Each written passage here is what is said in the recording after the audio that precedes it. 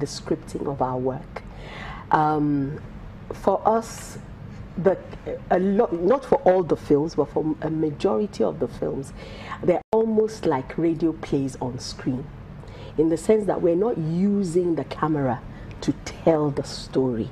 The camera needs to tell the story. And then the actors too, as actors too, we need to be able to work with the camera to tell the story. And all this comes with skills acquisition, learning the skills to do that, so basically, I think that's it. Once we've been able, I believe once we'll be able to crack that, you will see it happen. What will it take to crack that? Because there are some people who tell we have very creative minds. Yes. So how is it that we're not able to achieve that? We seem to have been able to achieve a bit of it with using videos. Yes. I think the thing is that it's a skill. We need more film schools. Dedicated film schools. We need, film schools that deal with all the areas that are involved in film, So you're talking about acting, you're talking about script writing, you're talking about lighting, you're talking about, we need those, because those are the places where you get the skills, not necessarily the universities. Do you understand? Yes. Yeah. That's it. Yeah. Okay, Soki, you've been part of this industry, you've talked about what we need to do and all of that. Man, are your children part of this? Well, I have two. So one is getting up to 30, and the younger one is in university. He's just turned 18. So the older one is very involved in this industry. He is a he or she? He's a he. Oh, yes. 2 he's. Yeah, I have 2 he's. Okay. Yes. And he is a producer. He's a producer of theater and a producer of film. Wow, taking after mom and dad. Well, yes. That's to be expected, isn't it? We thank God. We thank God. Yes. I watched your movie, Twins of the whatever. Rainforest. And they show it very often, actually. Yes, they do. And that was, do you know when that was shot? That was in, I think, between 96, 97. It's that old? It's that old, yes. But I must say that I don't tire of watching it. Wonderful, thank you. It's very short. Yes, it is a short film. It's just brilliant. I just love it for reasons which I can't explain. Okay. With you and your significant other as man and wife who had twins. Twins, yes. And you had to go throw them in the river because it was forbidden.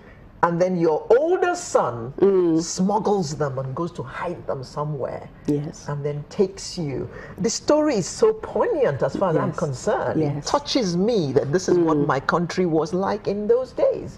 They used to actually throw away twin babies. It tells the story of Nigeria and how far we have come from those days. Exactly. It's a celebration of how far we have come. Really, when we go back to those days.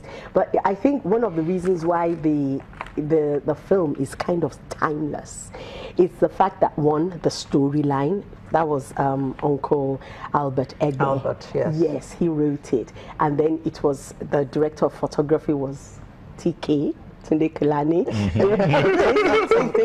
And then we had a producer from South Africa who was something Green, Mr. Green, let's call him Mr. Green. And he was just incredible, because what he did with, all the actors, I remember he came to me and he said to me, do you know the challenge of your part is how you will signify to the audience, whilst you're giving birth, the tragedy of what is about to happen. And once he said that, it just clicked. Now, it's a moment in the film. It's a moment, it's a second, exactly, it's a second.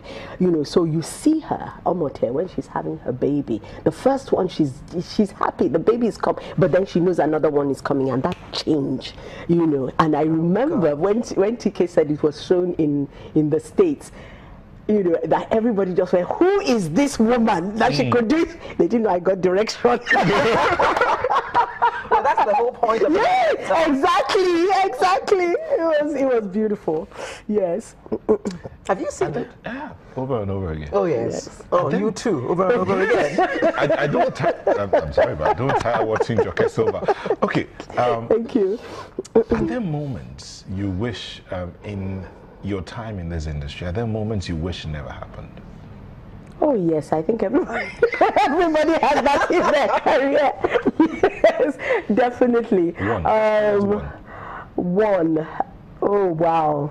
Now that's a question from left field that I wasn't expecting. Moments that you wish never happened. Oh yes, I'm going through one right now actually, and that's the state of the National Theatre. It's driving me insane. It's making me sleepless. I really cannot stand the fact that when I started out my career, I was performing at the National Theatre to full audiences, you know, whether we were working at the main ball of the National Theatre, which sits 5,000 people, or whether we were in the cinema halls, which sits like 700 and number of people. We were, you know, performing to full audiences, and knowing that the National Theatre, just to revamp that place, it's not going to cost an arm and a leg. And I get really upset when I see that it's on the National Theatre. That symbol is all over. All are, you know, celebrating what Nigeria is, and yet it's a dead place right now. We'll take a moment and come back to round up this moment. We do have refreshment for you here. Thank you. We'll be back in a moment.